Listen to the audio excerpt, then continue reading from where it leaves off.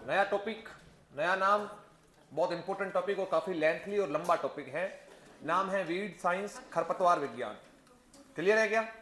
तो सबसे पहले आराम से बोर्ड पे ध्यान देना है, उसके बाद में तुम लोगों को नोट्स बाद में बनाने हैं। आगे बात समझ में? हेडिंग आप लगा सकते हो खरपतवार विज्ञान, खरपतवार विज्ञान।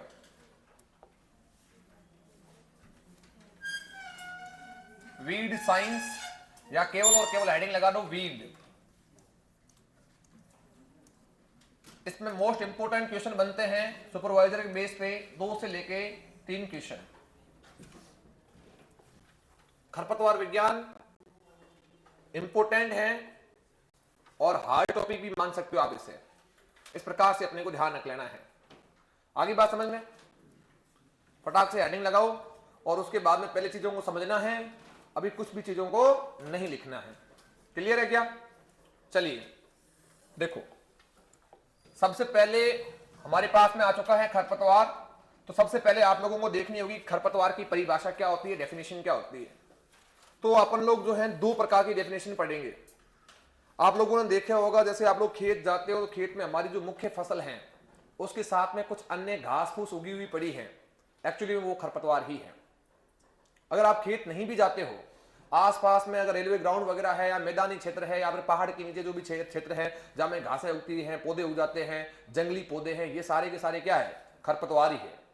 अब आपसे प्रश्न पूछा जाए कि ये खरपतवार क्या होते हैं, तो अपने को सीधा उत्तर देना है कि वे पौधे जो अनचाहे स्थान पे उग जाते हैं। हम नहीं चाहते कि हमारे खेत के अंदर ये घासें उगे, लेकिन फिर भी उग जाती है, पानी मिल जाता है बारिश का, बीज नीचे होते हैं, अंकुरित होकर बाहर आ जाते हैं। फिर अपन जो है उसके लिए निराई गुड़ाई करते हैं, जिसको मारवाड़ी में बोलते हैं निदान करना, उसको करके उससे पैसा भी तो खर्च होता है। अब उसके बाद में अपन लोग क्या करते हैं, जो ऐसे पौधे हैं, कभी कभी आप लोगों ने देखा होगा कि हम लोगों ने कोई फसल नहीं भी लगा रखी है फिर भी खेत में उग जाते हैं। उगते नहीं उगते? ऐसे सीजन ऑफ सीजन में उग जाते हैं। खरीफ का पौधा लगा था, रबी के अंदर वापिस उग रहा है, ऐसे आपने बहुत देखे होंगे।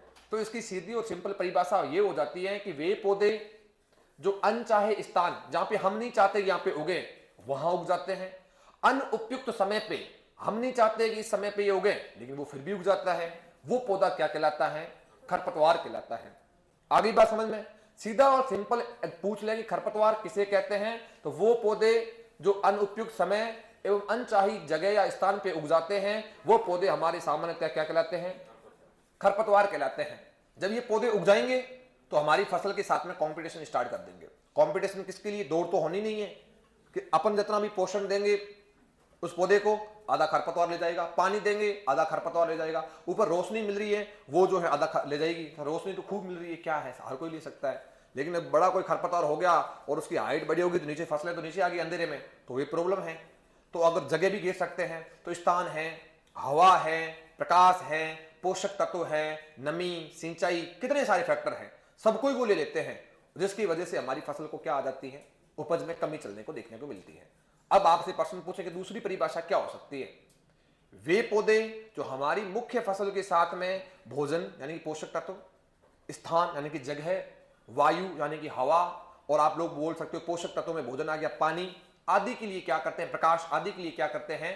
प्रतिस्पर्धा करते हैं, जिसके चलते हमारी फसल की उपज में क्या आ जाती है? कमी आ जाती है। यही जो पौधे होते हैं ये कहलाते हैं आप लोगों के खरपतवार। कितनी परिभाषा हो गई? 2। पहली परिभाषा क्या है बताइए? सिंपल 2 ही अक्षर याद करने हैं। वे पौधे जो अनुपयुक्त समय एवं अनचाही जगह या स्थान पे उग जाते हैं वो एक्चुअली में क्या कहलाते हैं? खरपतवार कहलाते हैं। एक केस खत्म हो गया। दूसरा अपने को बताना है कि मुख्य फसल के साथ में किसी अन्य पौधे का पाया जाना, तथा यह जो पौधा होता है हमारी मुख्य फसल के साथ में भोजन, स्थान, वायु, प्रकाश, कार्बन डाइऑक्साइड आदि के लिए क्या करता है? प्रतिस्पर्धा करता है। इसको अपन क्या बोलते हैं? खरपतवार बोलते हैं। आप लोगों को मालूम होगा अपना जो एमपी है, एमपी में एक जगह पड़ती है जबलपुर। जबलपुर के अंदर आप लोगों के जो डायरेक्टर रिसर्च हैं, जो खरपतवार के ऊपर अनुसंधान का कार्य होता है, वो है आप लोगों के पास में जबलपुर में। सबसे अच्छी जगह है। वहीं पे सारे खरपतवारों के नाम से लेके इनका रोकथाम क्या है उनके बारे में चर्चाएं हो रही है। तो सबसे पहले आप लोग देखो, जो आपका डायरेक्टेड वीड रिसर्च है, डायरेक्टेड वीड रिसर्च, इन्होंने अभी 2023-24 में भी अपने आंकड़े रिलीज कर दिए हैं और उससे पहले भी इसने अपने आंकड़े रिलीज कर रखे हैं। तो आपको एग्जाम के पॉइंट ऑफ व्यू से दोनों पढ़ के जाने हैं। तो तुम्हारे से प्रश्न पूछ ले कि इन खरपतवारों की वजह से हमारी फसल को या हमारी फसल की उपज को कितना नुकसान हो सकता है, तो अपने पास में अब जो करेक्ट उत्तर जाएगा वो जाएगा 37%। कितना जाएगा? 37%। लेकिन ये जो पहले हुआ करता था, ये हुआ करता था 33%। यानी कि खरपतवारों के द्वारा हमारे को इतना नुकसान पहुंचाया जाता है। कोई बात दिक्कत वाली बात नहीं। अब अगर अपन बात करें, ये उपज की बात हो रही है, पहले खरपतवारों के द्वारा इतना नुकसान होता था और ये नुकसान बढ़ के इतना तक पहुंच चुका है। और ये जो आंकड़े रिलीज कर रहा है जबलपुर के अंदर जो बना हुआ जो है आपके डायरेक्टेड वीड रिसर्च है वो बता रहा है। पहले वाले आंकड़े हमने वहीं से लिए थे। सबसे ज्यादा अगर कोई जैविक कारक नुकसान करता है तो वो करता है खरपतवार। लेकिन हम खरपतवारों को रोकने के लिए क्या करते हैं? केवल कुदाली चलाते हैं, निराई गुड़ाई कराते हैं। इसके अलावा बहुत कम आप लोगों ने खेतों में देखा होगा कि हम लोग जो है खरपतवार नाशियों का प्रयोग कर रहे हैं। अपन लोग किसका प्रयोग करते हैं? कीटों को मारने के लिए कीटनाशी। चलो कीट फिर भी ठीक है, अपन ज्यादा से प्रयोग करते हैं रोगों को खत्म करने के लिए। क्या डालते हैं? ज्यादा से ज्यादा फफूंदनाशी, जिसको अपन लोग क्या बोलते हो? कवकनाशी बोलते हो, फंजीसाइड बोलते हो। अपन मार्केट में जाएंगे, दुकान वाले भी खरपतवार नाशते हैं, तो आप लोग देखना 2,4-D आपको कम मिलेगा, मेटासिस्टॉक्स आपको मिल जाएगा, क्योंकि वो तो खरपतवार नाशी की जगह नहीं है, वो तो कीटनाशी है। डाइमिथोएट आपको मिल जाएगा, ऐसे आपने अपने नाम सुने होंगे। तो उसके बाद में कभी आप 2,4-D आप लोगों के पास में हो गया, ये अपने विटावेक्स वगैरह सारे मिलते हैं, डब्बे मोटे मोटे आते हैं, उसके ऊपर लिखा होगा। लेकिन ये वाले जो अपन बात करें, जो आप एट्राजिन है, सीमाजिन ले आते हैं, ऐसी बात नहीं ले आते नहीं, ले आते लेकिन बहुत कम मात्रा में। उनको पता है किसान खरीदने वाला तो है नहीं। लेकिन जो विकसित देश है वो काम करते हैं खरपतवारों को रोको ताकि उपज बढ़े, अपने वाले काम करते हैं कि रोगों को रोको ताकि उपज बढ़े। बात अपनी भी सही है, क्योंकि अपन देखते रोगों को, खरपतवार तो अपन को नीचे दिखते ही नहीं, कि चलो यार मान लेते हो सकता है, लेकिन ये आंकड़े झूठ थोड़ी बोलते हैं, ये तो हकीकत बात है। यानी कि आपको 100 रुपए प्राप्त होने वाले थे, 100 में से तो 37 रुपए तो खा जाता है खरपतवार, सीधी बात है। उसके बाद में अगर मैं बात करूं, सेकंड नंबर पे हमें कीट नुकसान कर सकता है। पहले ये जो कीट नुकसान करते थे वो करते थे 26% के आसपास, लेकिन अब ये कीट नुकसान करने लगे 29% के आसपास। आगे बात समझ में, कीटों ने अपना रेशियो बढ़ाया है, हम भी पीछे कहां रहने वाले हैं। उसके बाद में अगर रोगों की बात करें, रोग जो है लगभग 20% के आसपास या 21% के आसपास नुकसान पहुंचाया करते थे, लेकिन ये फिर आंकड़ा बढ़ा, ये पहुंच चुका है 22% के आसपास। अब देखो आप लोग इसको गिनो, कितना हो गया? 33 और 20 कितने हो जाते हैं? 53 और 6, 53 और 6 कितने हो सकते हैं? 59 और 20 है 79। तो पीछे कितने बच रहा है? 21%। तो 21% में आप लोग क्या ले लोगे? अन्य को ले लो। ये कभी 20 होता है, कभी 21 होता है। अब उधर वाले गिनो, 37 और 29, चलो कोई 20, 30, 50, 9 और 7 कितने होते हैं? 16, 50 और 16 66, 66 और 22 66, 2 68, 68 और 10 और 68 और 20 88। पीछे कितना बच रहा है? 12 बच रहा है। 12, 88 में पीछे 12 ही बचता है। तो यहां पे अब जो अन्य कारक थे जो पहले हमारे को नुकसान पहुंचाते थे 20-21% के आसपास, वो अब गाड़ी पहुंच चुकी है सिर्फ और सिर्फ 12। सर अन्य में क्या? चूहे, माइट्स आती, माइट्स का नाम सुना? मकड़ियां, और उसके सामने नील गाय का आक्रमण हो जाता है, फसलों को खा के चली जाती है, तोड़ के चली जाती है। ये जो है चूहे, तोते हैं, पक्षी वगैरह हैं, ये सारे के सारे किसमें नहीं जाएंगे? 12% में। क्यों? इसको तो अपन ने कवर कर लिया, बाड़ बंदी कर दी, चारों ओर पेराफेरी कर ली, तारबंदियां लगा दी, करंट लगा दिए, झटका मशीनें लगा दी, तो ये तो बेचारे तो कम पड़ गए। लेकिन भाई साहब इनको कैसे रोकोगे? ये तो बढ़ रहे हैं। ये है अभी के आंकड़े, करंटली लगभग 12 महीने पहले रिलीज हुए हैं। आप साइट पे जाके इसको देख सकते हो। अब आपसे पूछ लेंगे परिभाषा क्या है, तो परिभाषा हमने अभी बता दी कि वे पौधे जो अनचाहे स्थान, जिसको तुम लोग नहीं चाहते कि यहां उगे लेकिन उग जाते हैं, एवं अनुपयुक्त समय पर उग जाते हैं और इनको नियंत्रण करना भी बड़ा कठिन हो जाता है, इसको अपन क्या बोलते हैं? खरपतवार कहते हैं। एक केस तो हमारे पास में ये हो गया। दूसरा अगर हमसे पूछ ले खरपतवार क्या होते हैं, ये तो मेरे पास में मेरी क्या है? मुख्य फसल। ये मुख्य फसल के साथ में क्या हो जाएंगे? उग जाएंगे। उगने के बाद में ये लोग क्या करेंगे?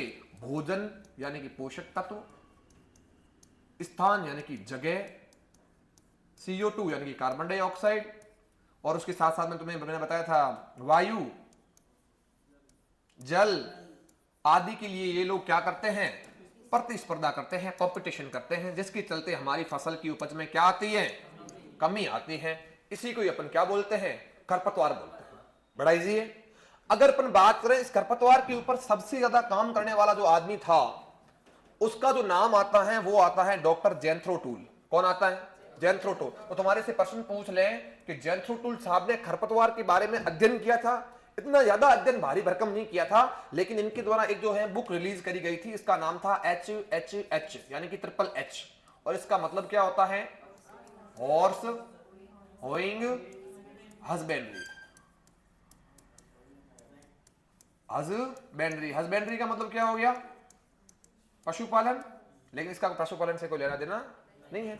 तो यहां पे अपने को ध्यान रखना है कि एग्रोनॉमी की एक बुक है जिसके अंदर एग्रोनॉमी के बहुत से फैक्टर बताए गए हैं। उसमें से केवल एग्रोनॉमी के अलावा भी उसने बहुत चर्चाएं करी, लेकिन जो एग्रोनॉमी में अपन जो पढ़ रहे हैं उसमें जो दो चीजें ऐसी जो हमारे सिलेबस में लगती हैं, एक तो आप लोगों के पास में लगता है खरपतवार। तो खरपतवार जो शब्द है वो इसके अंदर इसको देखने को मिला, इसने इसके बारे में थोड़ा डिस्कस किया। तो सबसे पहले शब्द जो देगा वही तो पापा कहलाएगा। तो सीधी सी बात है, जनक यही है। खरपतवार के पापा कौन है? जेंथ्रो टूल। और जो दूसरा शब्द था वो हमारे पास में था टिलेज। टिलेज का मतलब होता है भू परिष्करण।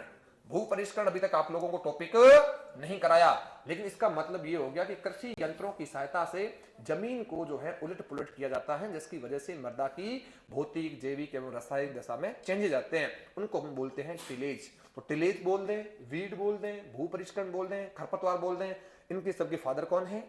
जेंथ्रो टूल। इनकी बुक का नाम क्या है? ट्रिपल H, जिसका पूरा नाम क्या होता है? Horse hoeing husbandry. कोई समस्या नहीं। अब जहां पे थोड़ा अपन बात करें तो भू परिष्करण है। भू परिष्करण अभी मैंने बताया कि कृषि यंत्रों की सहायता से क्या किया जाता है? भूमि को उलट पुलट किया जाता है। अब कृषि यंत्र किसके पीछे लगाओगे? तुम्हारे तो पीछे लगाने से रहे, ट्रैक्टर के पीछे। जब ट्रैक्टर चलेगा तो अंदर क्या जलेगा? तेल। अगर तेल जलेगा तो सीधी सी बात है अपने को पैसे भी लगने हैं। तो एक वैज्ञानिक और फेमस हुए जिनका नाम है जीबी ट्रिपलेट। क्या नाम है? GB triplet. इनका पूरा नाम होता है गर्बर ट्रिपलेट। क्या नाम होता है इनका? Gerber triplet. और ये आदमी है अमेरिका का। इसने कहा कि मैं कुछ ऐसी दवाइयां, ऐसे कुछ खरपतवार नाशियां बनाऊंगा, वो खरपतवारों को क्या कर देगी? नष्ट। तुम्हें ट्रैक्टर को जला के ये ट्रैक्टर के अंदर तेल जलाने की आवश्यकता नहीं है। उसने कहा कि आपका एक ही पैसा नहीं लगने दूंगा, यानी कि 0 रुपए लगने दूंगा। जीरो को अपन बोलते हैं जीरो या शून्य। उसने कहा जीरो। अगर खेत के अंदर क्रियाएं की जा रही है तो टिलेज तो हो ही रहा है, तो उसका नाम पड़ गया जीरो टिलेज। क्या नाम पड़ गया?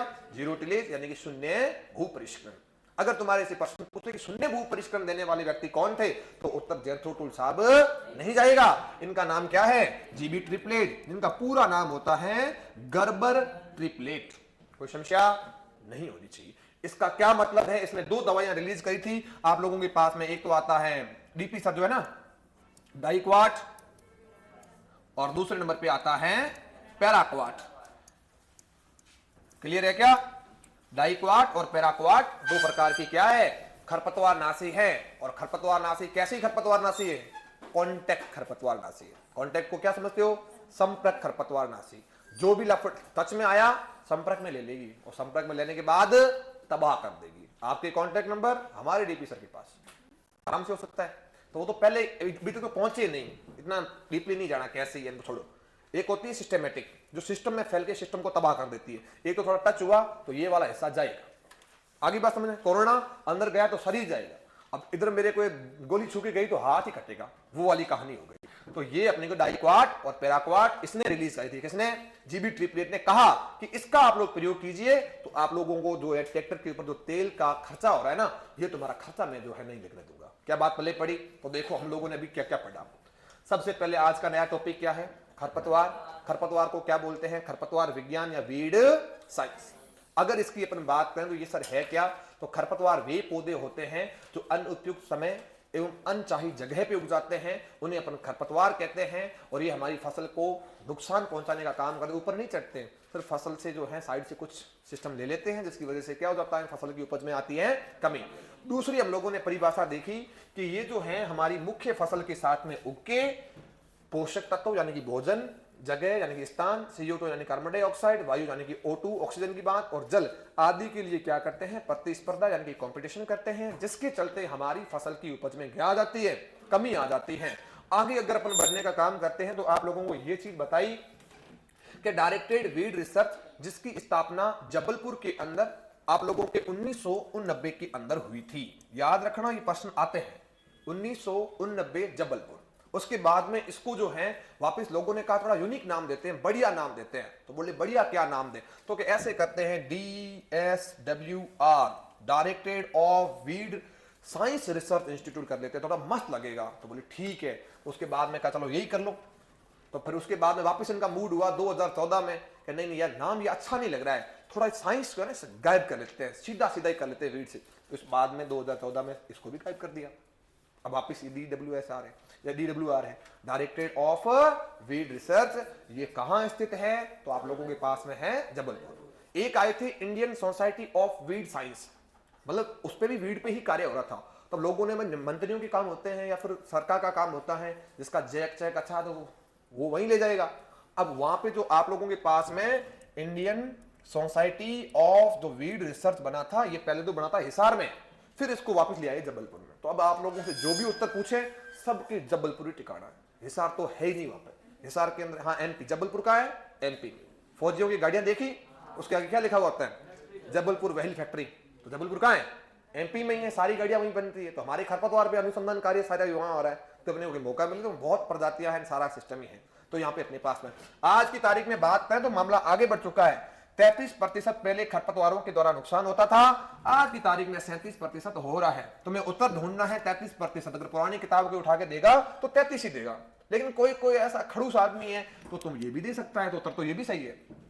उस दोनों आ जाए, दोनों तो देगा नहीं ना, थोड़ा करेक्शन हो जाएगा, तो अपने पास में ये रहेगा 33% डन है। पर आप लोगों से सन पूछ लें, ऐसा ही प्रश्न देते हैं कि बताओ जरा 2023-24 के अनुसार डायरेक्टेड वीड रिसर्च के अनुसार खरपतवारों के द्वारा कितना नुकसान हो रहा है, फिर तुम 33 भले करके आना, उत्तर तो 37 से जाना राजा, पर्सन के ऊपर डिपेंड है। आगे चलो, कहीं नहीं लिखा थे, मैंने देखी कल परसों, तो मैं देखूंगा कहां से, कौन माथा पर किताबें पढ़ो कौन लिखता है, हर साल चेंज करने पड़ते हैं।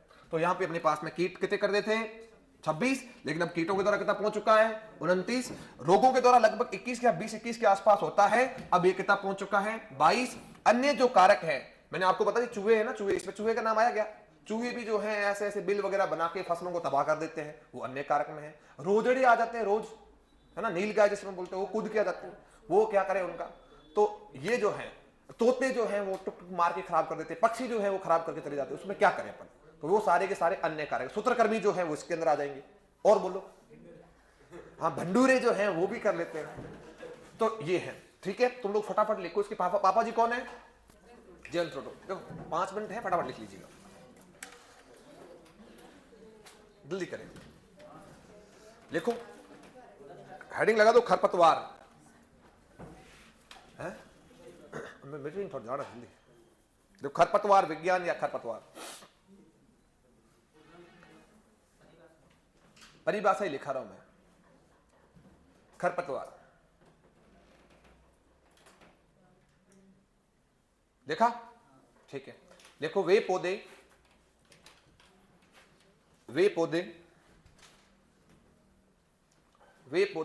जो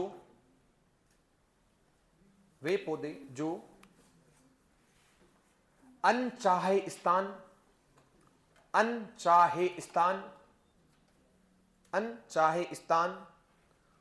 व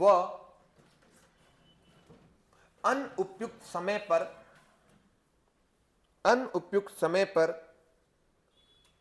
उग जाते हैं, अनुपयुक्त समय पर उग जाते हैं,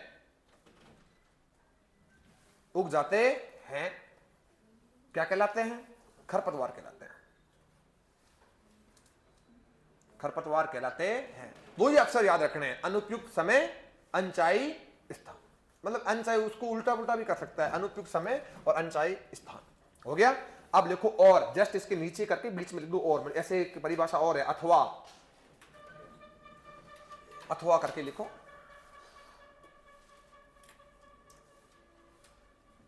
वे पौधे जो मुख्य फसल के साथ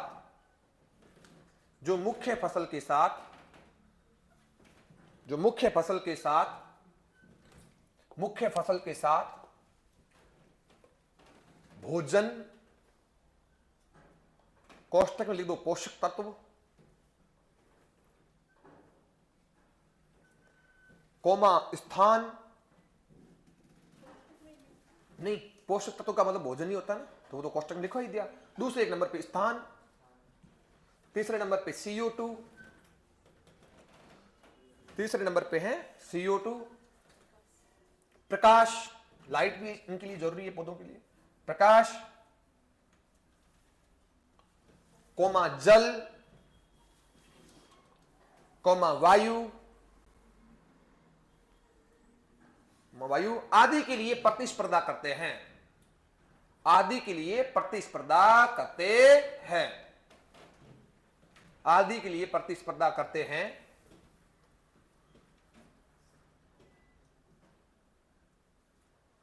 जिस वजह से प्रतिस्पर्धा करते हैं,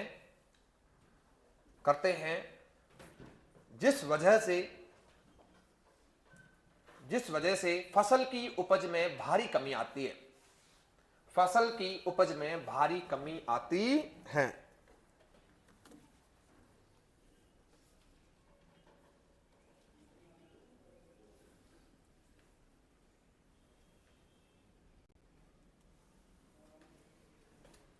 ठीक है, लिखो आगे पॉइंट्स लिखिए। जनक साथ साथ लिख लो फटाफट, है ना।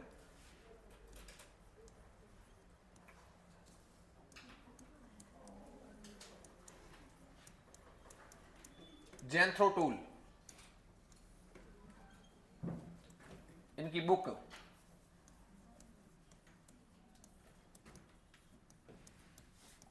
लिख दो। हॉर्स, होइंग, हस्बेंड्री,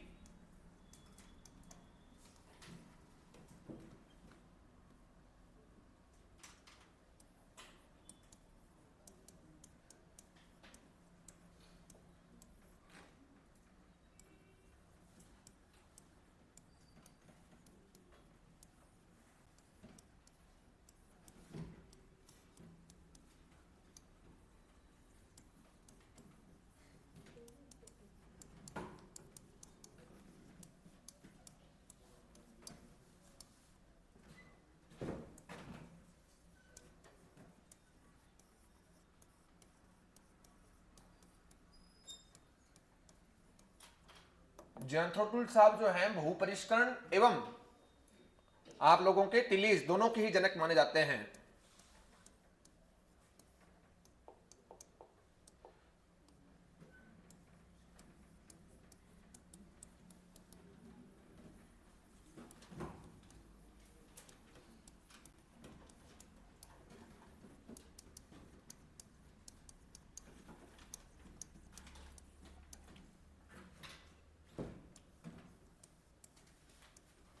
परंतु शून्य परीक्षण के जनक आपको किसको बताया था? गर्बर ट्रिप्लेट या जीबी ट्रिप्लेट।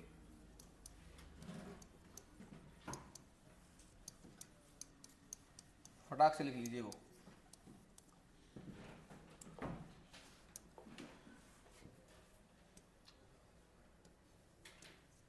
जो शून्य भूपरिष्करण अपन करते हैं उसमें कौन सी खरपतवार नाशियां उपयोग में लेके आते हैं? डाइक्वाट और पैराक्वाट। अब जो दोबारा पढ़ रहे हैं उनके बहुत अच्छा हो रहा होगा, क्योंकि एक बार सेशन हो जाता है उसके बाद वापस पढ़े तो बहुत मजा आ जाता है। क्यों? सही बात है विमल? क्यों? उनको एक बन बनाए नोट्स मिल जाते हैं, बैठे बैठे देखना ही है।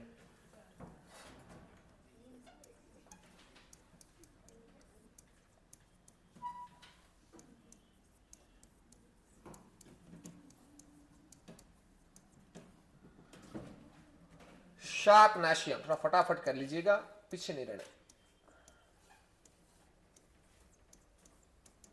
सारे इंपोर्टेंट प्रश्न है, जब स्टार्ट हो ही गया तो इंपोर्टेंट तो पीछे रहना ही नहीं है। डाइक्वाट, इसको वो लोग डाइक्वेट भी लिख सकते हैं, कोई समस्या नहीं। डाइक्वाट और उसके साथ साथ में पैराक्वाट।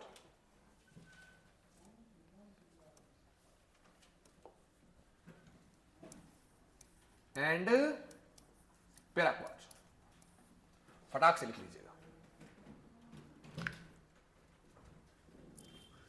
लिखो इसको।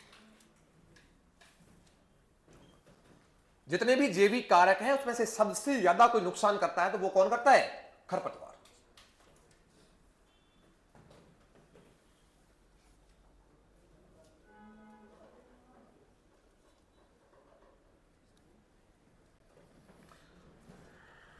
जल्दी देखिए,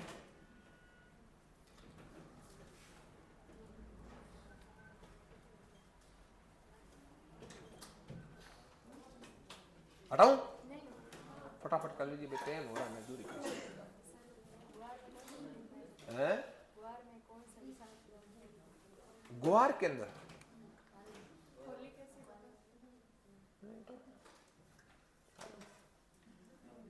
ग्वार तो पड़ा है पर विशाला पदार्थ तो सुना ही नहीं। गाय जो है वो खा के जो है वो मालूम मुश्किल, मेरे को याद नहीं आ रहा नाम मैंने लिखा। एशियन तो नहीं, एशियन ज्वार में तो होता है,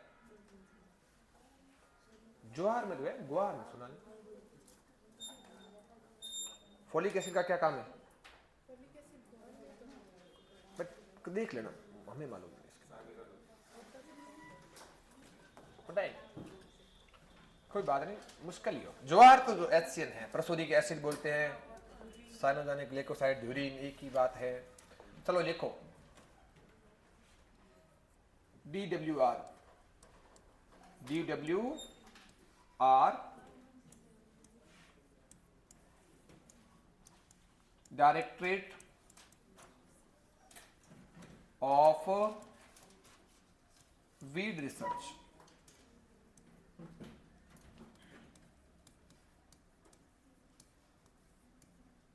कहां है भैया ये? जबलपुर। और जबलपुर कहां है? मध्य प्रदेश में।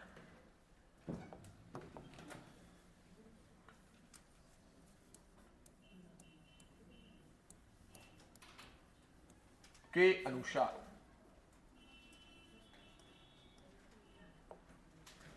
एक तरफ है हमारे पास में, सब लिखाएंगे बाद में, जैविक कारक, और एक तरफ है हानि प्रतिशत या नुकसान दर। सबसे पहले नंबर पे लिख दो खरपतवार,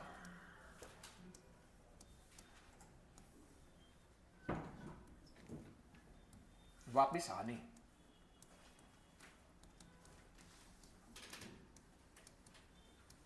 दो 2023-24 खरपतवारों के द्वारा हमें जो हानि होती थी पहले, वो होती थी 33%, जो अब पहुंच चुकी है 37%।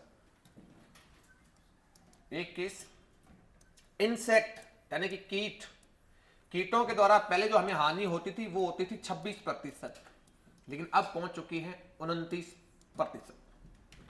फिर आते हैं रोगों के द्वारा हमें नुकसान पहुंचता था पहले 20%, फसल की उपज को ये घटा देते थे, और अब पहुंच चुके हैं 22%। पहले जो अन्य कारक थे, अन्य कारक के अंदर पक्षी, चूहे, पशु, माइट्स आदि, इनके द्वारा पहले हमारे को जो नुकसान पहुंचाया जा रहा था वो पहुंचाया जा रहा था 21%, लेकिन अब ये नुकसान पहुंचाया जा रहा है कितने प्रतिशत? 12%। फटाफट लिख लीजिए।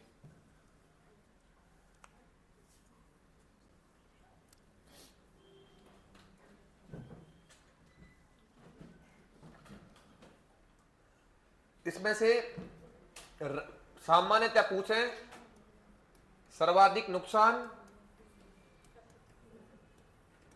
तो सर्वाधिक नुकसान कौन करता है?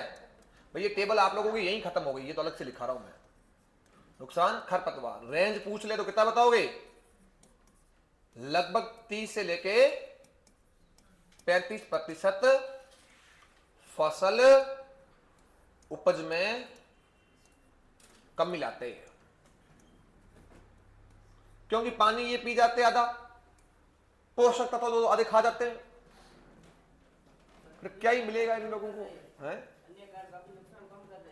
हाँ, अन्य कारक अभी नुकसान कम कर रहे हैं, ये आंकड़ा घट गया। पशुओं को रोक लिया, बाड़ाबंदी कर ली, तारे लोगे, सरकार ने काम किया, किसानों ने काम किया। पशुओं को रोका जा सकता है, कीटों को तो उड़ के भी आ सकते, रोकोगे कैसे?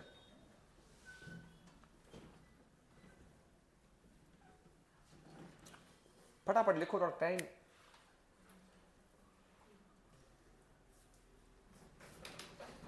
इसको जो नेपुराने लड़के वो ऐड कर लेना इधर वाले को, क्लियर है? ताकि तुम्हारा वो क्या नोट्सों में झंझट बढ़िया नहीं रहे। हैं?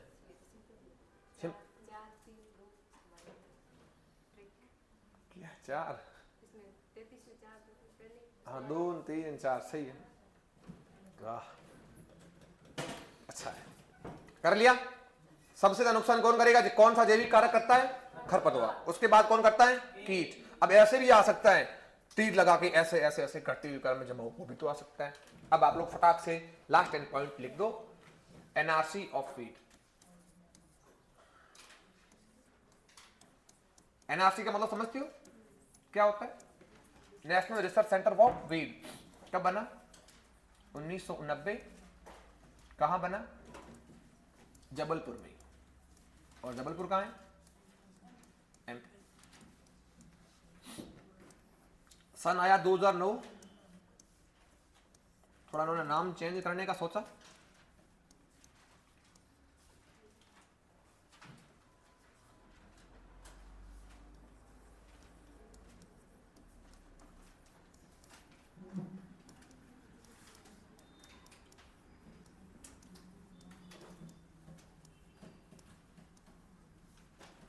फटाफट लिख दो, उसके बाद में तुम फ्री हो।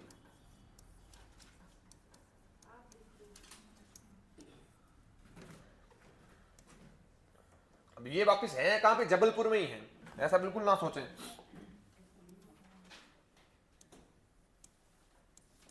नया नाम, फिर नया नाम,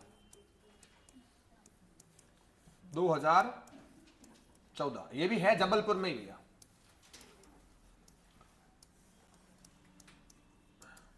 लियो, 2014 में नाम क्या कर दिया?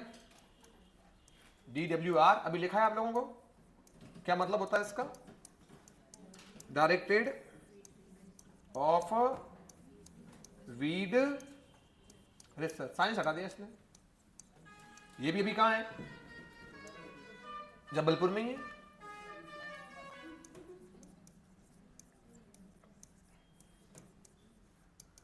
MP, Madhya Pradesh.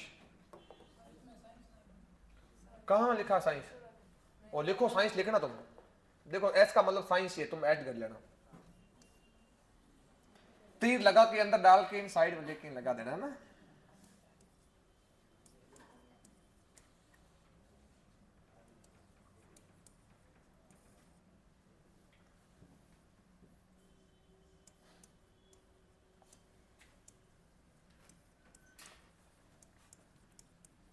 Indian society of weed research. ये पहले कहां थी? हिसार में।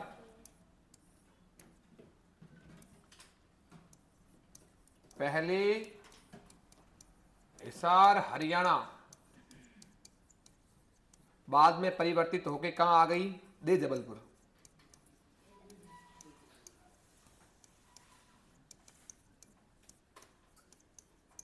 परिवर्तित हुई है। और ये जो आपका है directed of weed science research. खत्म कहानी आज की। मीटिंग है, 11 बज चुके हैं, तो कल करते हैं इससे आगे।